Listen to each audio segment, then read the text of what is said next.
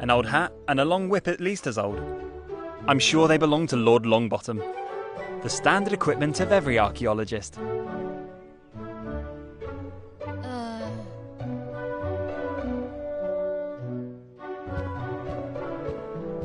Lady Longbottom's makeup case with all kinds of beauty utensils.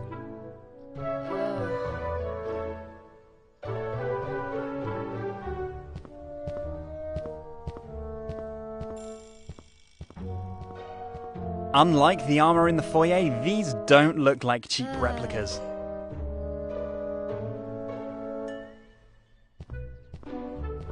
It says, property of the Curatorium Museum, Castle Brunwald. Was Lord Longbottom a robber knight and took these armours at Castle Brunwald? Lady Longbottom, may I interrupt you for a moment? Damn! Who the hell are you? How did you get past Rumstone? And keep your voice down. I come from the local animal shelter. My name's Whiskers.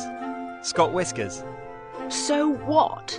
I don't take animals from the animal shelter. They're all dysfunctional.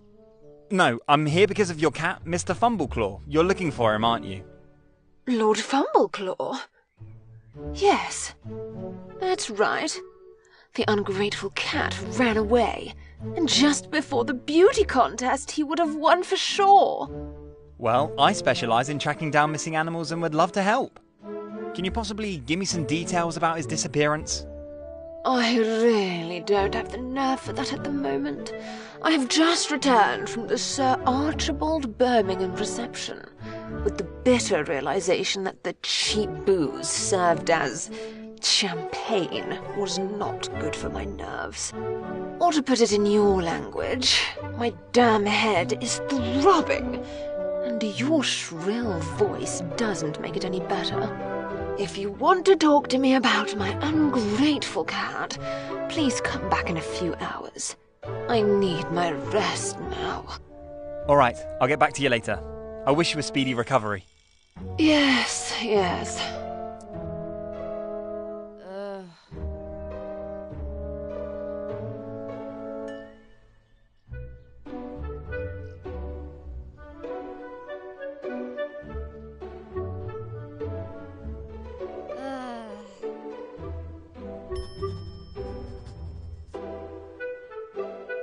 Maybe this can relieve your suffering a little.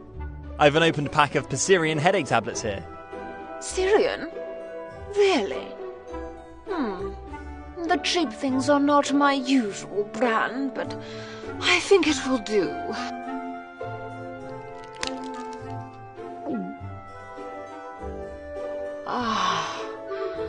That felt good. I can finally think clearly again. Again, about Mr. Fumbleclaw? Lord Fumbleclaw, please. If you don't know the correct form of address for a cat of noble blood, we don't need to talk any further. Sorry, Lord Fumbleclaw, of course. It won't happen again. Good. So, what? You're from the local animal shelter? Correct, but rather on an unofficial mission. I found your leaflet in my boss's office and would like to help. I'm a big cat fan. Strictly speaking, even my best friend is a cat named Jim. And as soon as I have a bigger apartment, he'll move in with me. And until then, I visit him every day in the animal shelter and do my work there at the same time. All very interesting. But what exactly does your street cat have to do with my breeding champion? Well, I wouldn't know what to do if Jim suddenly disappeared. Surely you're devastated. I'd like to help with the search. Yes. Well, it is indeed a great drama. You can't even imagine it. The damn cat has been my great hope for winning the Ricky's Finest Cat Beauty Contest. And now, I don't even like to think about it.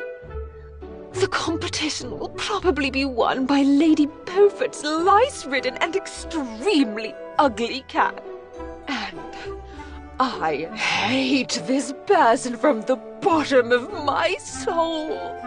So all you care about is winning the competition? Don't you miss Lord Fumbleclaw a little bit? Missing? Well, my dear, I have a cattery of 53 of the noblest cats in the whole country, each one more beautiful than the other. And that is all that counts. The beauty. So, to answer your question, yes, of course I miss the stupid animal. I miss admiring the cat on the winner's podium. I miss the admiration of my rivals, all without a chance, of course. And I miss the admiring press reports which are full of praise for my victory. So, yes, I really miss all of that. I understand. Well, anyway, your motives are, of course, your business alone. For me, only the poor animal counts, and every lost cat is one cat too many. Get to the point. I have a couple questions for you. Let's hear it.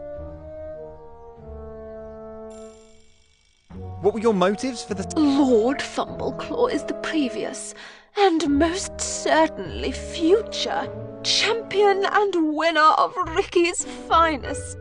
But of course, only if he can also participate in the competition.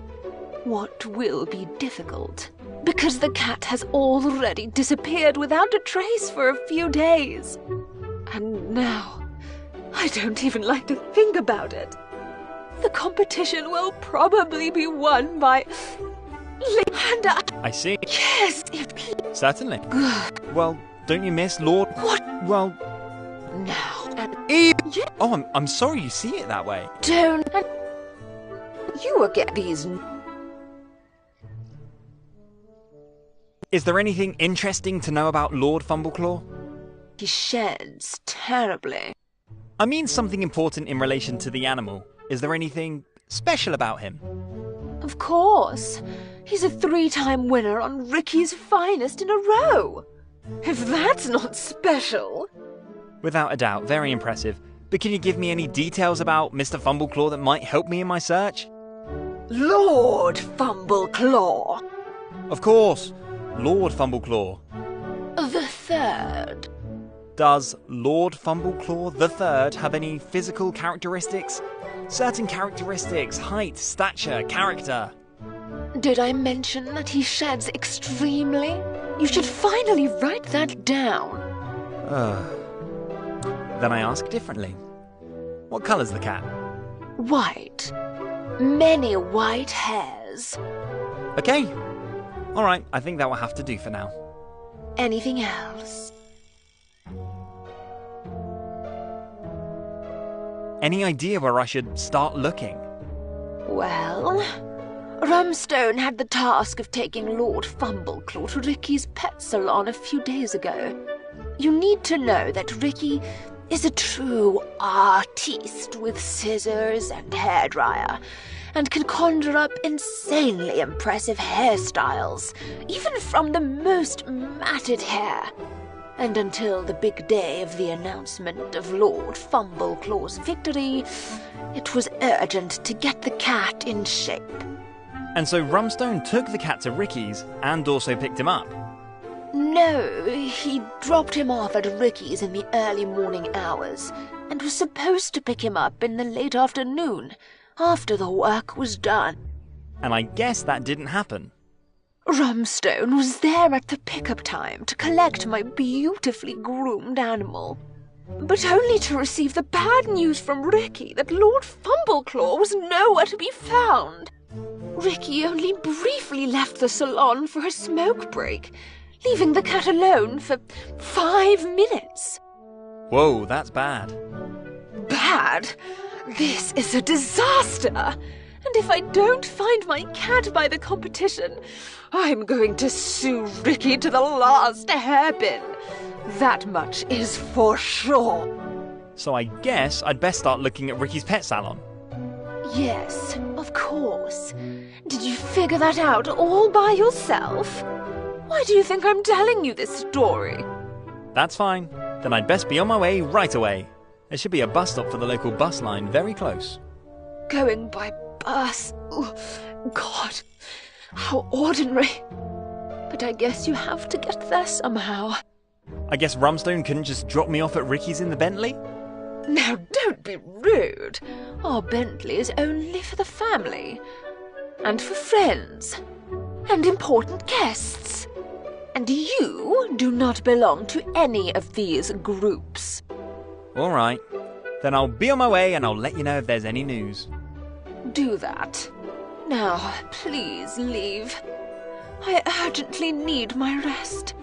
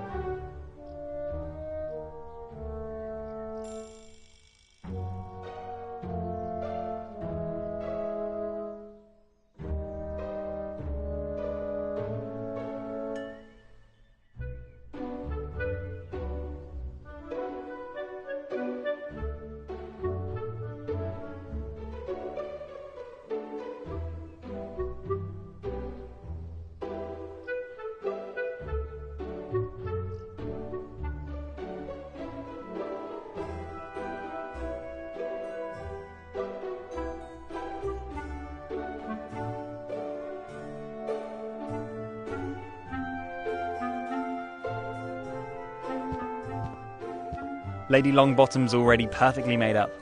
I'm sure I'll find someone out there who needs a little visual optimization.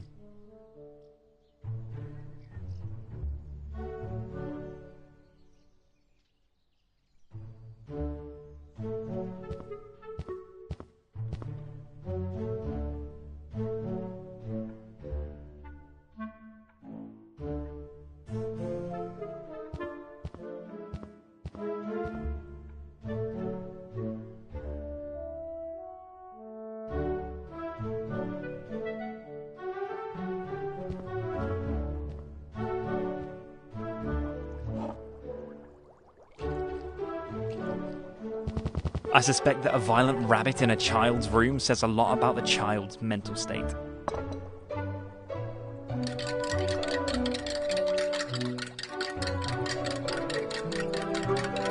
I used to have a whole army of hamsters in my children's room.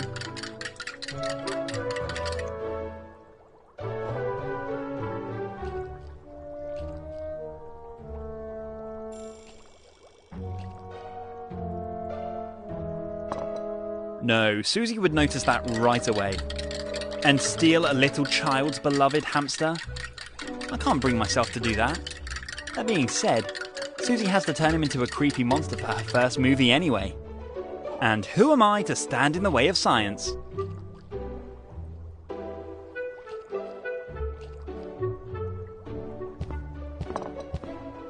I'm afraid Susie's in desperate need of therapy.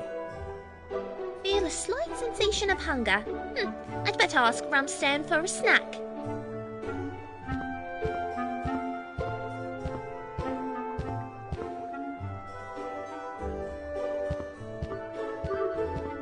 I wonder if this is really suitable for a child of Susie's age?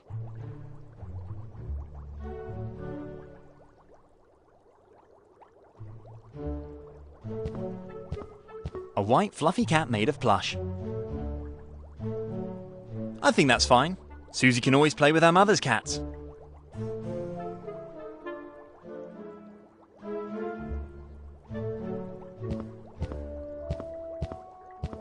No, Susie would notice that right and steal and...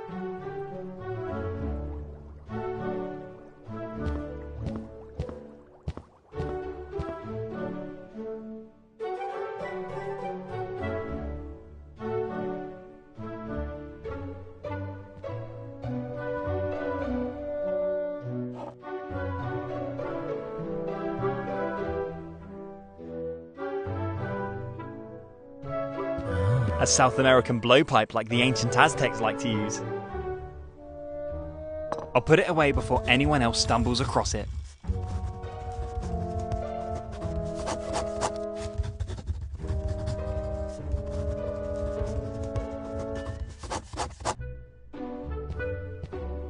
In the showcase there are all kinds of exhibits made of fabric and clay. This is a graceful statue of the native North American chief.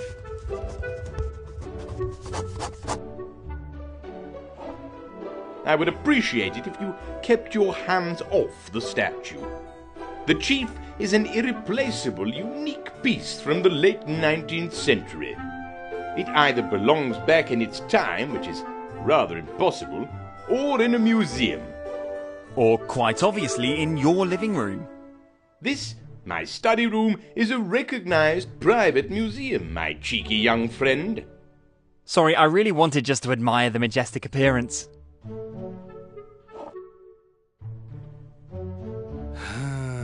Whoa! Creepy shrunken heads! I wonder if they're real.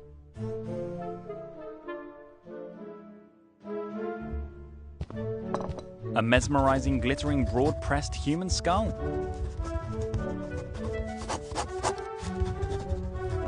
Cool! A Native American slot machine. Probably late 20th century.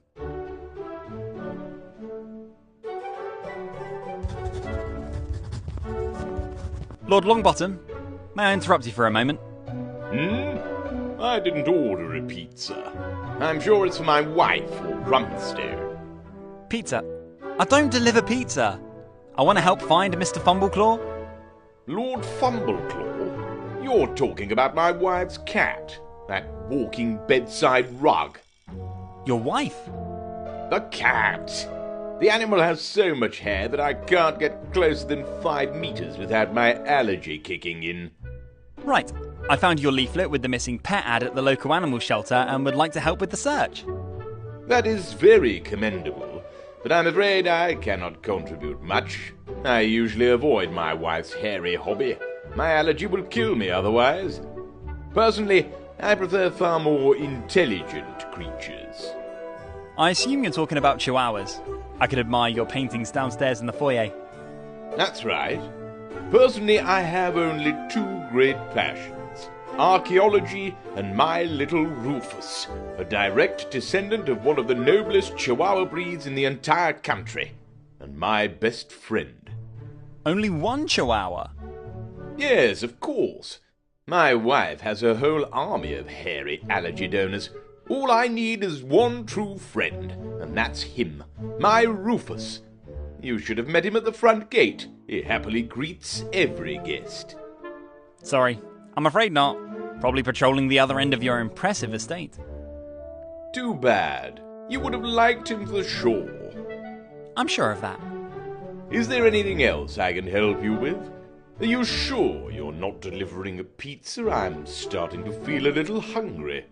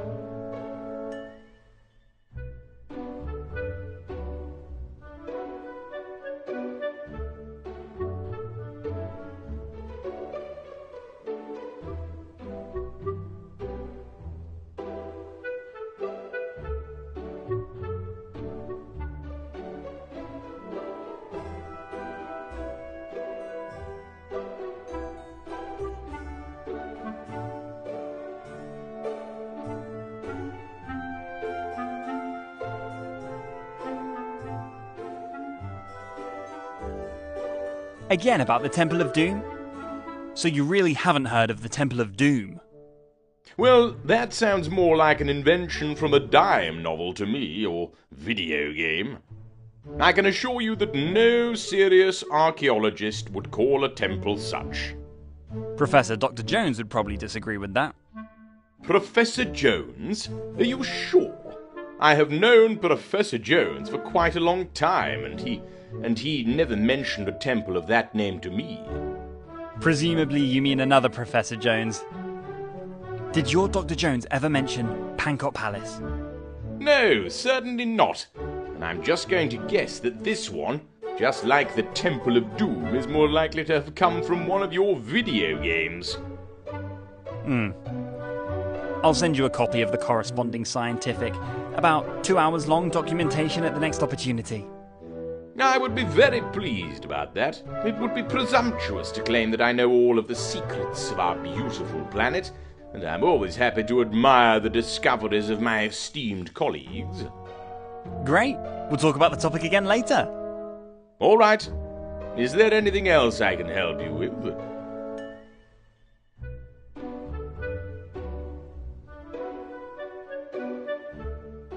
Do you need any help with your archaeology stuff? Help? You probably mean well, my boy. But your language suggests to me that you probably do not hold a PhD in archaeology, or have some other form of qualification in North American history. Well, I've seen plenty of westerns. Does that count? Westerns? So, movies? Yeah, go ahead. Ask me anything about John Wayne. John Wayne? I don't think your movie knowledge would be useful to me in any way. The old John Wayne movies in particular shed light on the events of the time in a highly one-dimensional way. However, if you happen to get the phone number of a real expert, I would be happy if you send it to me. I have a few interesting topics that I would like to discuss with a colleague. But specialists in my field are unfortunately few and far between in this country. So my movie knowledge is no help to you? I'm afraid not. But please don't get me wrong, there are also real experts in movie and television. And, for example, the consultants of the classic Dances with Wolves were definitely luminaries in their field. But, as I said before, you're more likely to find such specialists overseas, and less in this country. Well, I'll keep my eyes and ears open. Maybe such an expert will cross my path. Thank you, and good luck, even if this is highly unlikely. So, your hobby horse is archaeology? That's right, and without flattering myself, I would call myself the expert on Native American history. So you're a real, live Indiana Jones? You mean that movie hero? Well, even if his adventures can be credited with the fact that the youth increasingly deals with my profession, there's still quite clearly more fiction than reality. So you haven't opened the Ark of Covenant yet? No, and unless it was buried by the Incas or Aztecs, I probably never will. Pity. What about the Temple of Doom? Have you discovered it yet? The temple? Of what? I'm sorry, I don't know what you're talking about. Ever met a crusader? I'm afraid I'm 1,000 years too young for that. Possibly you've set foot in Atlantis? No, not yet this year. Or dug up a mysterious crystal skull somewhere? Behind me. There, on the shelf. Cool! May I ask why you're wearing this costume here in your estate?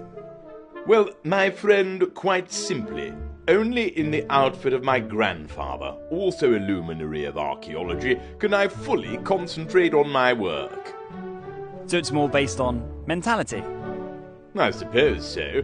The exact connections are not quite clear to me, but as soon as I try to concentrate on my work in casual clothes, this is doomed to failure every time. My thoughts wander, and every work step costs me twice the time. Your work? What exactly does it consist of? Well, I specialize, as my father and great-grandfather did, fully in the study of Native American history, both in the South and in North America. more than 1,000 years of history still holds many secrets, and especially the time before the discovery of America by the Vikings. I knew it! Still holds many secrets, and has hardly been explored to this day. But the period after Columbus landed in the Bahamas is also highly fascinating, and each of my trips to the distant continent rewards me with new, exciting insights. I know a pretty good movie about Columbus from 1992. And I must have watched Dances with Wolves 1,000,000 times. Not to mention, of course, Pocahontas on Disney Channel. So, in a way, I'm your colleague in the field of knowledge, only rather with a focus on synastic archaeology. Your enthusiasm for movie and television is honourable, but I'll be honest, I don't think much of popcorn archaeology. Unless, of course, you've also completed a 5-year degree at a prestigious university, followed by at least as long practical application of what has been learned. I think if I add up all the time I've spent in front of the TV, I'll get 5 years. I'm afraid we can't find a scientific consensus here. Is there anything else I can help you with?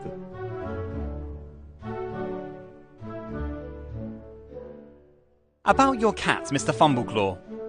As I've mentioned before, I found your leaflet in the local animal shelter and would love to help. Well, my friend, as I mentioned before, due to my allergy to cat hair, I literally give my wife's hobby a wide berth. So Lady Longbottom would be the appropriate contact. That's right. You'll find my wife... Thanks for the tip. Is your wife that big of a cat lover?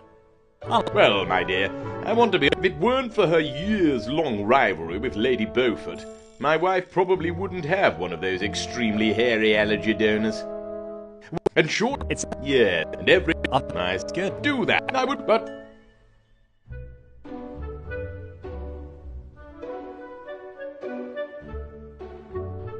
Again about the Ark of Covenant. My boy, I already told you that I don't know anything about it. Where exactly was it buried? Brazil? Peru? Mexico? Probably Egypt. Well, then I certainly don't know anything about it. Africa is rather the field of expertise of my esteemed colleague, Sir Francis. I'd be happy to send you his contact information. Well, maybe Egypt was a rough estimate. What do 1,000 or 2,000 kilometres of deviation in 5,000 years mean? Is it not so that tectonic plates are continually in motion? Let me guess. Both history and geography were not your strong points in school. No. I mean, yes, but... A suggestion.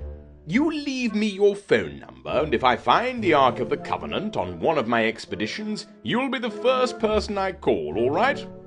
That would be great. Just look for a large golden chest with magical aura. And under no circumstances, I repeat, under no circumstances, open the chest. At least not without consulting me first. I promise, my friend, I will. For sure.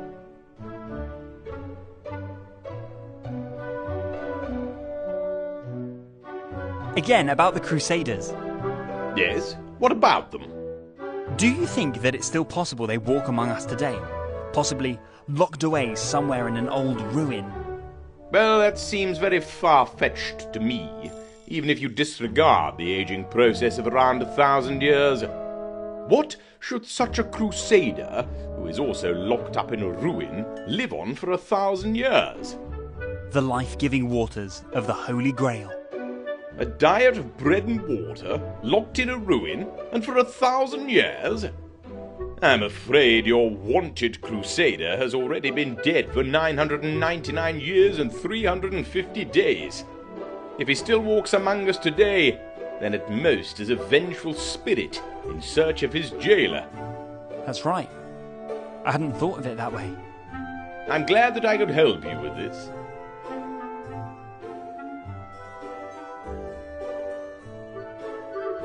Again, about Atlantis? Do you, as a renowned archaeologist, have a rough idea as to where Atlantis is to be found?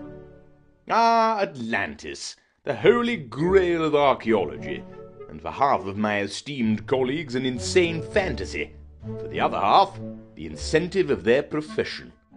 To which half do you count yourself? Well, I wouldn't go as far as to dismiss Plato's writings about the naval power of Atlantis, but I think that over the millennia, more fiction than fact has been added to history. And today it should be almost impossible to separate the two. In other words, you don't exclude the existence of Atlantis? No, I am a scientist. Skeptical by nature, but I would not rule it out. And where would I have to start digging? Rather, in our area or a little further away? Unfortunately, I don't have an answer to that. You should rather discuss this with one of my colleagues. But if I had to guess, I would say much further away. So presumably without bus stop of bus line F. At least that, I think, I can answer with certainty. And what would be your expert answer? No.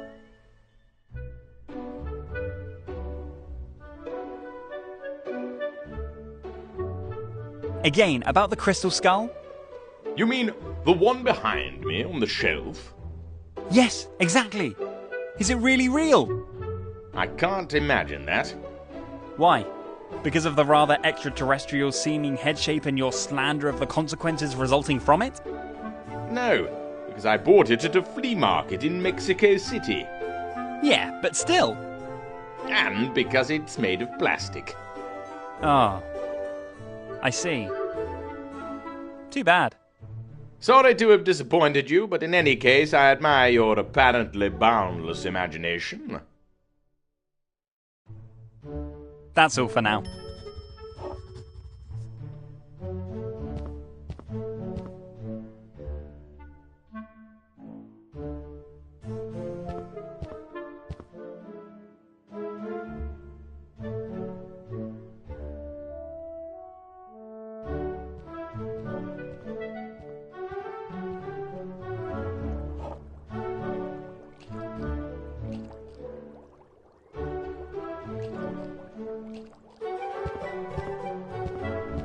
Who are you? Don't sneak up on me like that. Did I order a pizza? You're the new pizza boy, aren't you? No. I'm Scott, the new boy from the local animal shelter. Animal shelter? Why animal shelter? I have not ordered a new hamster yet. You can't order hamsters from us. And why would you even want to? Does your little friend over there need a playmate? No, I'm working on a project, and that requires hamsters. You mean you have a homework assignment? Should you write an essay about how much you love your hamster? Nonsense. I'm planning the biggest monster movie ever, and before filming can begin, I need, well, a monster. So you see your hamster as a monster? Isn't he much too cuddly for that? Now you've finally understood my problem. Our previous pizza boys were not that clever. I'm not a... Mr. Snuggles is way too fluffy for my movie. I need a real monster. Can't you just use a creepy Godzilla rubber doll for your movie? A doll? Godzilla? Don't really know much about horror movies, do you? The best movies of the genre work with real monsters, without fakes, without tricks. It's all about authenticity. The viewer notices immediately if there is a rubber Godzilla jumping out in front of the camera. But you mean you want a real monster for your movies? You do know there's no such thing as a real monster. Nonsense. I've seen enough movies. A real monster is just the right combination of a cute pet and the right chemistry. Just the other day, I saw the factual report of Dr. Victor Frankenstein. Even 200 years ago, there were brave scientists who crossed the boundaries of modern science. Yes, but Frankenstein's only a fictional character from a novel. He's not real. You really have no idea. I have seen at least 5 versions of this report. Do you really think that science has been wrong 5 times? And it was about the creation of a living human being. Total madness. All I have in mind is the transformation of a hamster into the star of my movie. Oh my. Well, that sounds cruel. Don't you feel a little sorry for your hamster? Why should I feel sorry for him?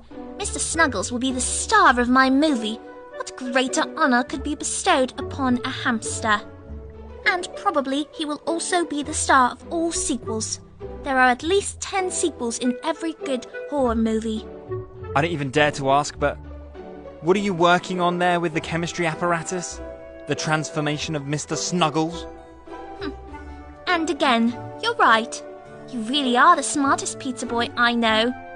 Yes, I am tinkering with a recipe to turn Mr. Snuggles into the monster he is meant to be. But I have not yet found the right recipe. And before I test it on Mr. Snuggles, it must be correct 100%. Unfortunately, I only have one hamster for exactly one attempt. Oh dear. Child, wouldn't you rather go out into the fresh air and play a little, catch butterflies or pick flowers? No time for this kind of nonsense. I've set myself a deadline for my movie. I have to meet it. Now, I would be very grateful if you would stop disturbing me in my work. Maybe you can still find a pizza somewhere. Yes?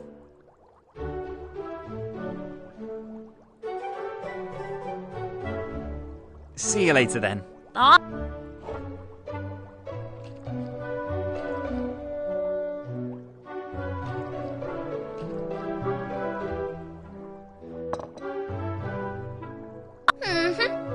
I think I need some more botulinum toxin.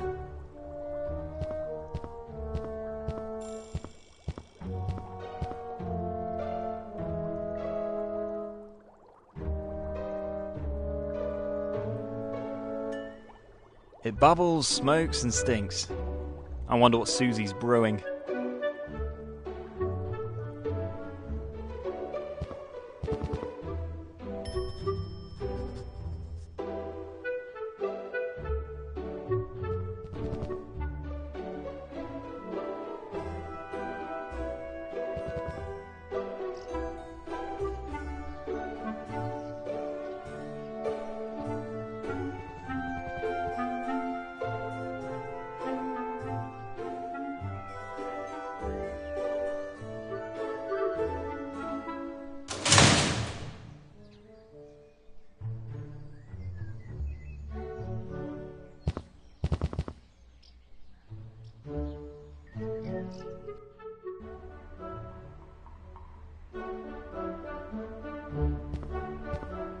May I interrupt you for a moment? Why, sure. Need some tips regarding your unkempt hair?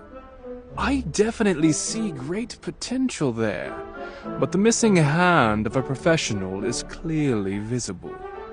My hair? No. Don't you usually do dogs and cats? That's true, but hair is hair.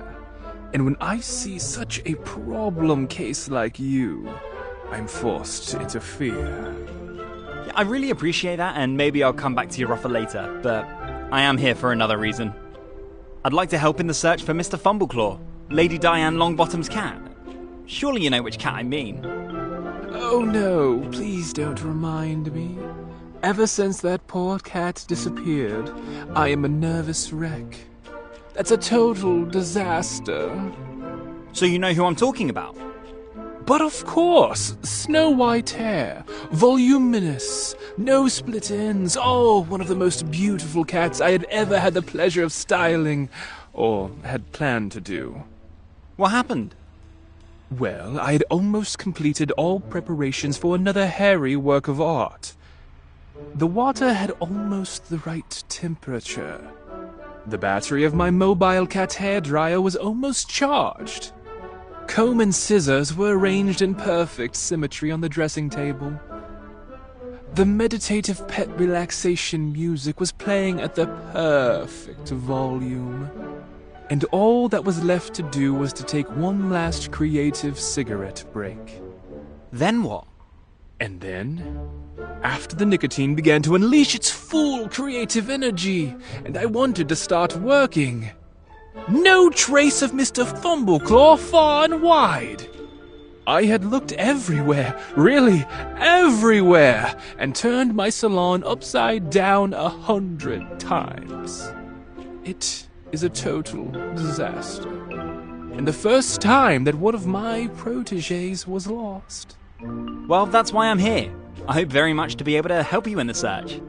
Would you mind if I took a look around the salon and the surrounding area? No, of course not. Feel free to look around everywhere. It is not impossible that I have overlooked something. I am almost blind, you know. One of my last guests was, well, a little uncooperative. And I still have half a can of hairspray in my eyes. Ouch. I mean, that sounds painful. You have no idea. Since the pain has subsided to some extent, I see colors that I didn't know before. Which is a real problem in my job. I can't deliver a brown dog in black. That would not be very good for my reputation. So now I'm standing here in the fresh air. Next to a garbage can wrapped in cigarette smoke. And wait for brown to be brown again, black to be black again, and white to be white again. After that, I will rejoin the search for Mr. Fumbleclaw. And if you have any questions, whether about Mr. Fumbleclaw or about the possibilities of your hairstyle, just ask me. Thank you. I will. Yes?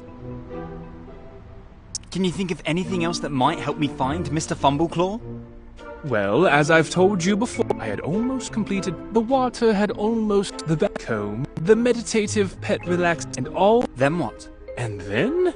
No, I have looked. It's a. Well, that would you mind? No, it is. I still. Ouch, that sounds painful. Oh, which is that, sir? And it is that.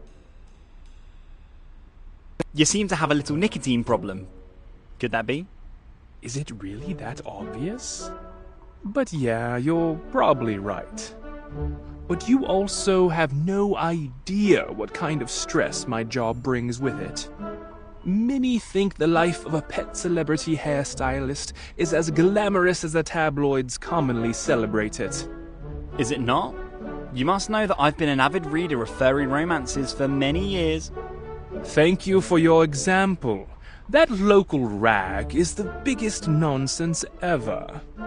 Really? You mean your goldfish Klaus has never had romance with a dwarf carp named Brigitte? I'm afraid I have to disappoint you. I don't have a goldfish. I don't even have a goldfish bowl. And Brigitte is the name of my crazy sister, and Klaus is the name of her equally crazy fiancé. But it's precisely these kinds of conversations and justifications of which I have to conduct what feels like 1,000 times a day, that eat away at my nerves enormously. Oh, I didn't know that. Would it help if I promised to write you an angry letter to the editor in which I insist on getting the facts right? No. It would help if I didn't have to have this kind of conversation in the first place. The battle of facts versus tabloids is unfortunately a hopeless one. Believe me, I led it often enough in my early days as a rising star in the celebrity pet hairdresser world. And yet all I want is simply to practice my craft, and to help the furry darlings of a wealthy clientele to the grace inherent in each of them from the beginning, and without constant disturbances from crazy fans. Fans like me. Fans like you. Please don't misunderstand me. I am quite honored by your interest in my craft. But creativity and constant harassment just don't mix. And the result is the nicotine-addicted wreck that stands here before you now. Now there is the added stress of Lady Longbottom's runaway cat. Well, that's what I'm here for. Here to help. Scott Whiskers, the animal detective. I have heard that somewhere before. And until I find Mr. Fumbleclaw, and I will, you might want to consider nicotine patches. Oh yes, there are already about 24 stuck on my right arm. Oh. Okay. Just try to avoid any kind of additional stress. Alright, I will. By ending this conversation at this point, I had an idea for a new Chihuahua look 5 minutes ago. Now I have to think about that a bit more and finalize the concept in my mind's eye. These tiny Chihuahua stylings are real challenges every time. And you don't win the Chihuahua of the Year in furry romances just like that. Good. Then I better leave you alone to work. Thank you for your understanding. Yes?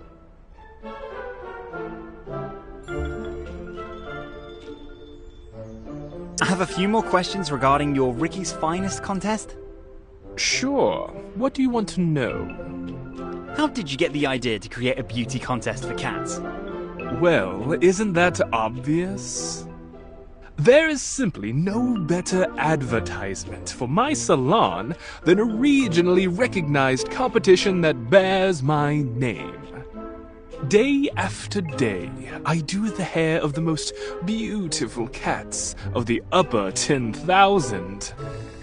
And for the majority of my well-heeled clientele, their animals are far more than just hairy family members at most.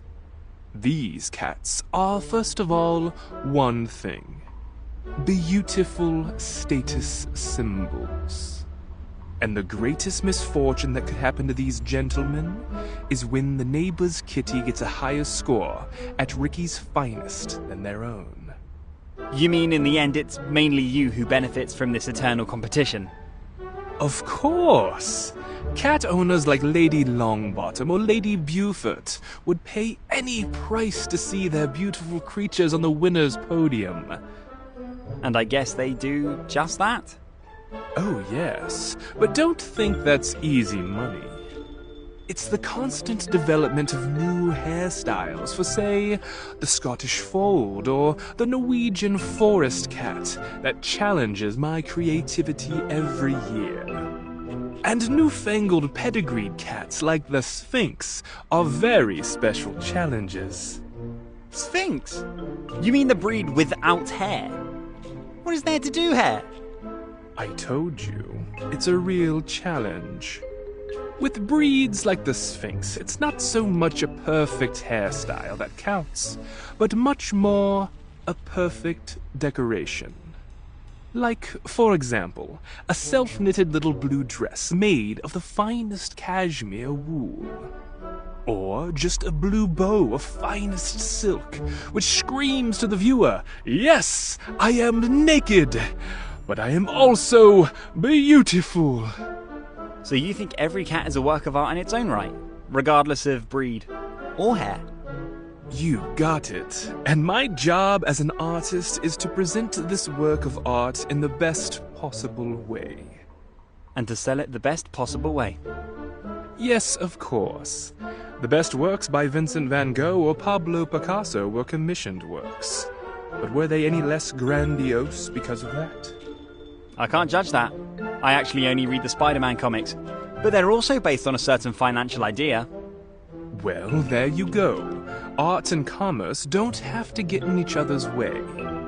And you've never seen a cat's satisfied smile after standing atop the winner's podium of Ricky's Finest.